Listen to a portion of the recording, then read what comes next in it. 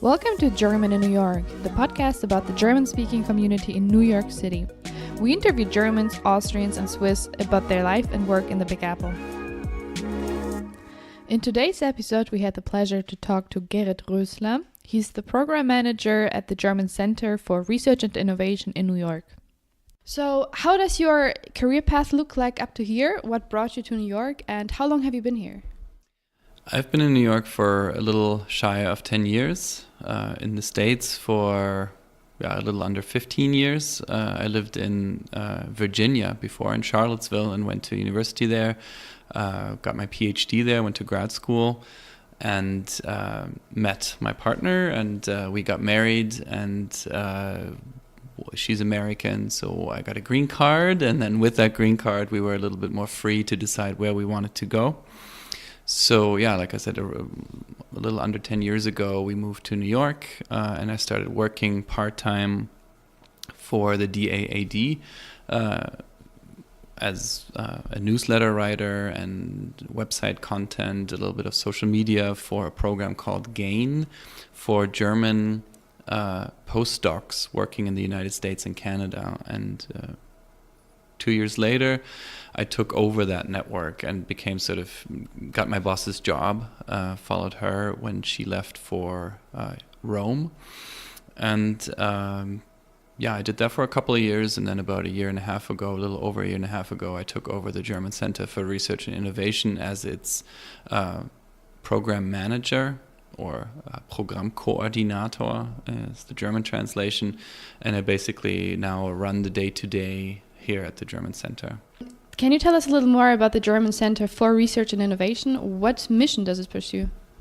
The German Center for Research and Innovation, or DWIH, which is the acronym for the German translation of the name. It's sort of a worldwide brand. That's why DWIH is one of 5 centers worldwide, and the other ones are in Moscow, New Delhi, Tokyo, and Sao Paulo. And all of us do what's generally referred to as science diplomacy or knowledge diplomacy. So we get our funding from the German Foreign Office via the DAAD. And we try to showcase German research and innovation, in our case, transatlantically. So we try to build bridges between the United States and Germany through panel discussions, symposia, conferences, delegation visits, roundtable discussions, public relations work. We have a monthly newsletter. We have a very comprehensive website. We have various other means by which we reach out to the science and innovation community here and try to network them with what's going on in Germany. So you basically promote German research and projects in the US and all of the other countries and houses? Yes, promotion is definitely a huge part of it. And if we think of promotion as sort of like a marketing or public relations thing, that's definitely a huge part of it. But I like to think of it more as building relationships and building bridges and try to tackle the big topics of our time, whether it's the future of work or world hunger, climate change, diseases, biodiversity, those types of things. Those are challenges that not one particular country can solve for themselves. So we like to think of our mission as something like a bridge builder, a place that creates dialogue. And because we have this governmental affiliation through the Foreign Office, we have considerable convening power, which means if I call a university president, they might not answer right away, but eventually, if I make my case, I can probably get very high-level people on board. If I just did that, as a small nonprofit without that government affiliation, that would be a lot more difficult, and that goes for both sides. So, it's not just marketing; it's really building relationships, creating dialogue, and hopefully contributing to lasting effects of transatlantic relationships in terms of research and innovation. Mm-hmm. So the New York office focuses on very interesting topics this year. Artificial intelligence, big data, working innovatively in digital worlds is part of that. but also topics like nightlife, which you recently hosted and discussed at the South by Southwest in Austin. Can you tell us a little more about the topics and what you expect in the near future?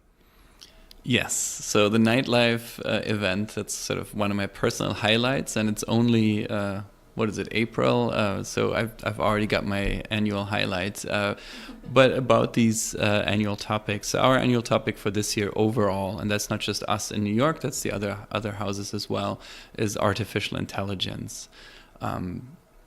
You mentioned the future of work and big data and so on. They're all related to artificial intelligence in some way.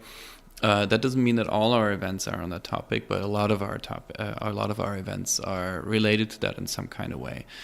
We have a very large network here of German research organizations that can be universities, public non-university research like Max Planck and Fraunhofer and so on. They're also network with us, as well as industry research, and all of them bring their own topics to the table. So on top of AI, we've also hosted events on multilingualism in the megacity, thinking about how does language work in a big city like New York.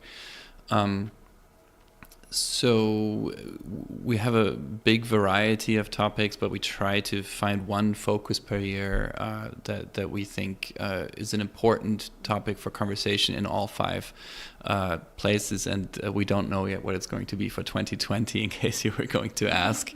But it will be something fantastic, I'm sure. And in terms of the Nightlife event, like I said, that was one of my highlights this year. South by Southwest started as a music festival a couple of decades ago, and the German contribution to South by Southwest started as a music and then creative tech and creative industry contribution, and has grown since into something very complex, both the festival and the German contribution. So you have startups that are very high tech, that do things with artificial intelligence, that do things with blockchain, this or the other.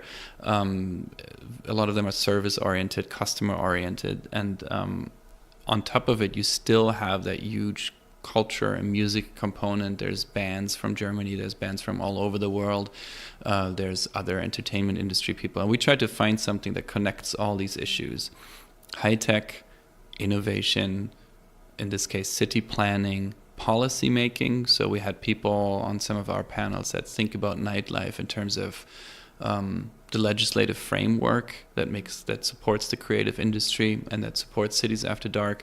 And then, of course, the culture makers, so club owners, musicians, and so on. And the way we try to connect that is to focus on thinking about what cities after dark need, what does nightlife need, and that can go from everything, like I said, economic impact of nightlife, transportation, especially micro transportation, such as bike sharing or generally the sharing economy, what's going on there technologically, economically. We had night mayors from various countries, the former night mayor of Amsterdam, then the speaker of the Berlin Club Commission, which is something like a night mayor, the night mayor of Mannheim, believe it or not, fantastic guy. Austin doesn't have a night mayor, but they have a commissioner for entertainment. He was there. In the audience, then we found night mayors from Seattle, San Francisco, Montreal, so really an international group.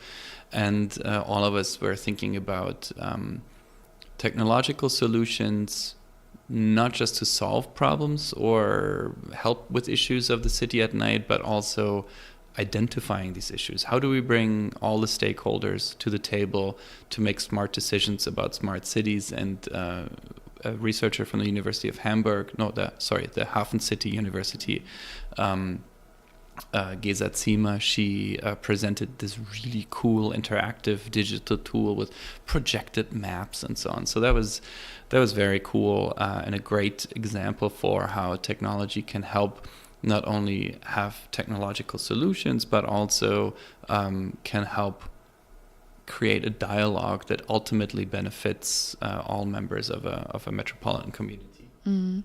Are nightmares something that existed before? Because I honestly have never heard of a concept like a nightmare, a person who cares for the nightlife of a city. Yeah, so night mayors, night czars, creative commissions, those are all different terms that you might hear. I can't actually tell you the exact history of it, but I know you're right that they haven't been around for very long. And I think Amsterdam was one of the earlier places to do this. The Berlin Club Commission has been around for a while. In Hamburg, I believe it's called Club Mob. So there's a club mob, like the club mafia, if you will. So there are different organizations. A lot of them started bottom up, where basically the creative community said we need one point person that can talk directly to city officials about our needs. In other cases, like here in New York, it was sort of a mixed bag where the community said we need a point person, and the city said, well, we do too. And then they installed the new night mayor of New York, I think maybe a little over a year ago, Ariel Palitz, and she's doing fantastic work helping cities identify certain issues, bringing issues to the city's attention, but also trying to talk to club owners about, why certain legislative decisions were made the way that they are. I can't exactly tell you the history of it, but it's something you're seeing more and more as cities do two things. One, they realize that gentrification is not just a political issue, but it's actually an issue that in the long term hurts cities. If you drive out all your artists, all your low income residents are pushed to the margins of the city, eventually you will end up with cities that even the super rich don't want to live in anymore, right? So it's a city planning issue that it goes beyond just the question of housing and transportation. It's actually the vitality and the livability of a city that's at stake. And the other thing you will see is that the creatives of a city are more and more organized, and so the city notices that there is a need to listen, and notices that there is a need to pay attention to what these people are saying. So you will see this type of thing more and more.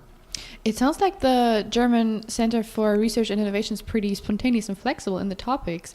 This is a topic which is I would not think would be on your agenda, honestly. Is it like, are you open for new topics within the year? Like if there is something like nightlife coming up or other topics which are maybe new and innovative, do you take them? Like, is this how it works? Yes and no. So I mentioned that we have this very dense network very good network of German universities and non-university research and so on. And they're sort of institutionally linked to us. They're all our so-called supporters, which basically means that they contribute ideas, exactly those new topics that they bring to us.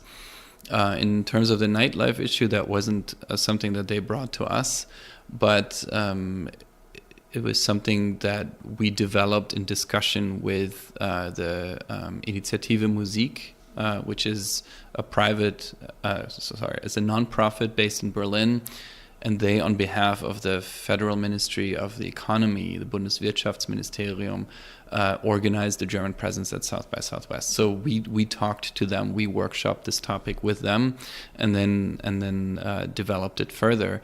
But for us to take on a topic and build events around it, there has to be this element of a research component. Yeah, somebody has to sort of do some kind of research work on it, and something new and innovative has to happen there. And as you mentioned, nightmares aren't, super established yet. So that is a new thing. The whole thing of smart cities, smart transportation.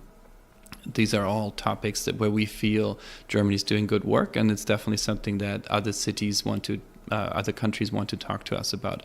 In fact, it's so relevant that this September, in all likelihood, we're hosting another event on the nightlife, this time coming from an entirely big data and urban data based perspective. So you probably won't find any nightmares at that event, but you will find data analysts, smart cities experts, transportation experts who are thinking specifically about smart city challenges for cities after dark. And in the preliminary discussions, I already heard things mentioned like, can you use a public subway system to deliver packages at night?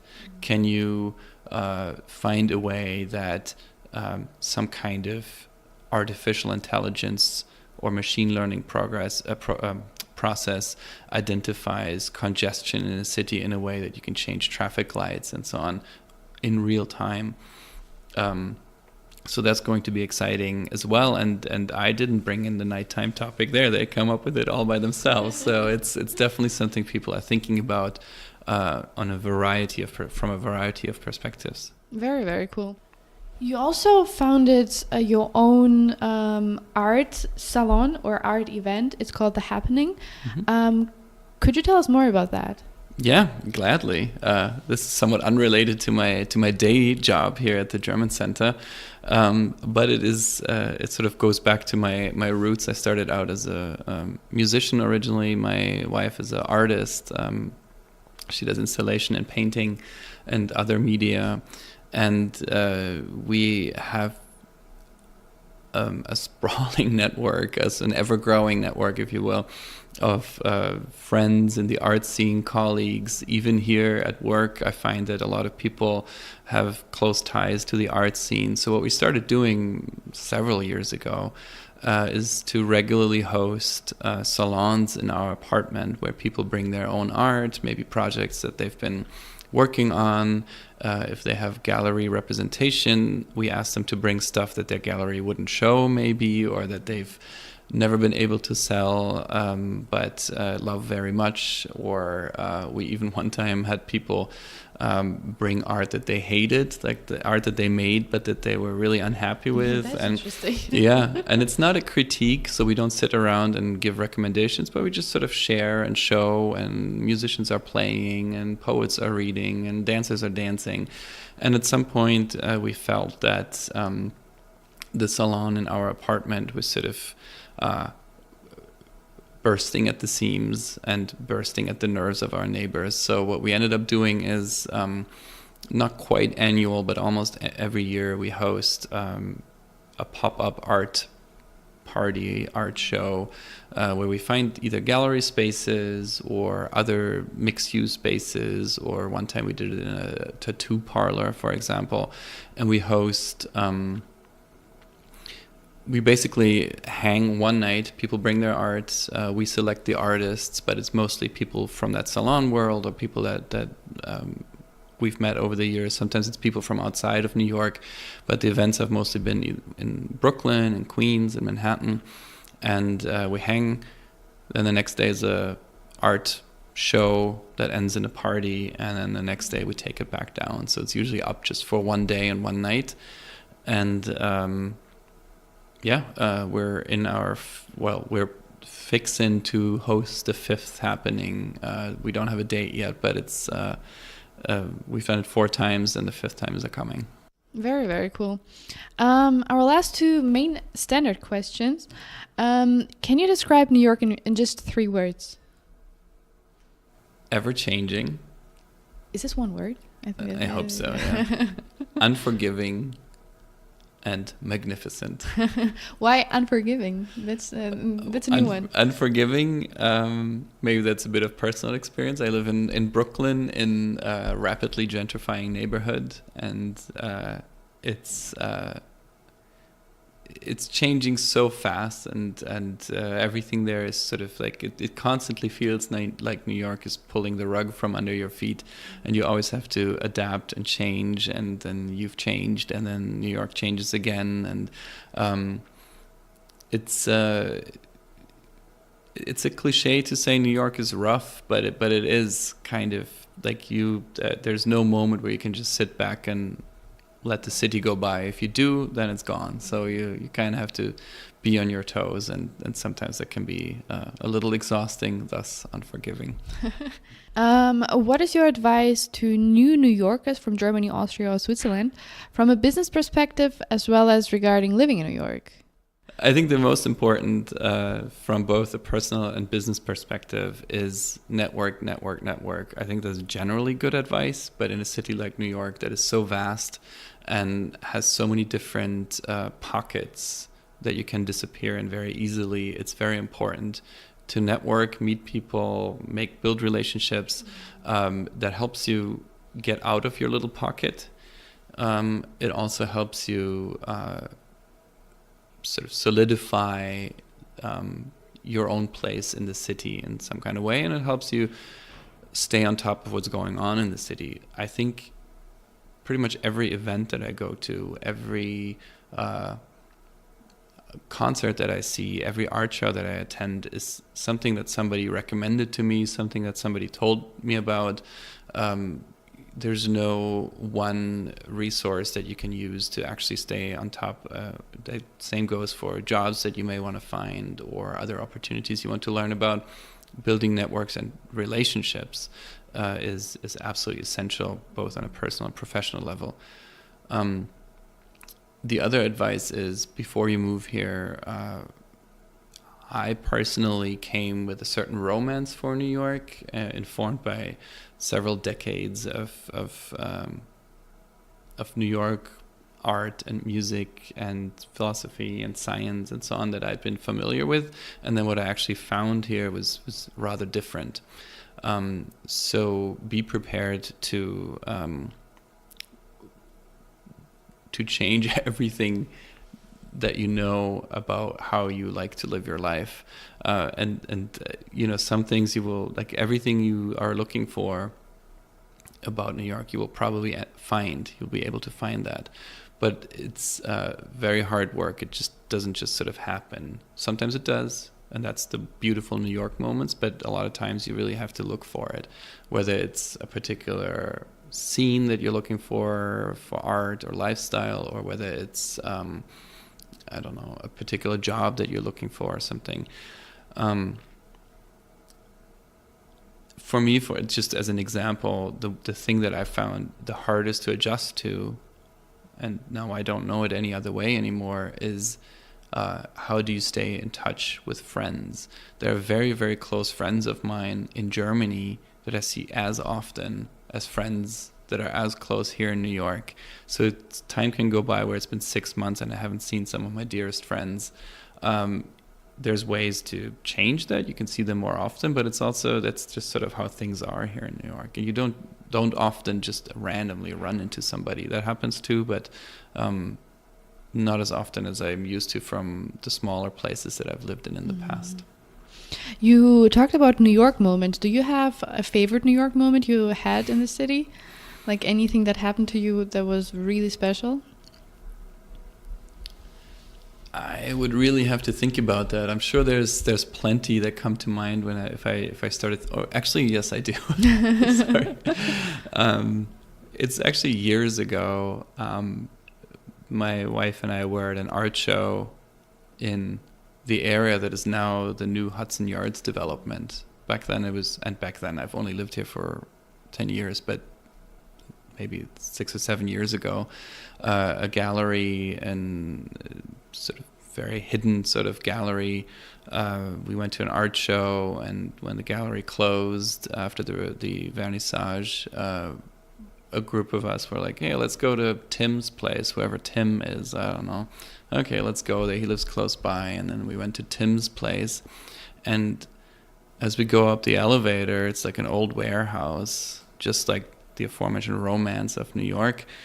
And we go into his apartment, and his entire apartment is filled with 19th century and turn of the century technology, like glass tubes, electrical cranks and wheels, and vertical record players. And it sounds like a collector or something. He's definitely a collector, and of a very a giant machinery. Like there was a copy machine for blueprints that they used. It's basically a giant light bulb with a glass cylinder around it, the size of several people, and then you would stick the blueprints on it and copy them against the light. At least that's what I understood how it works.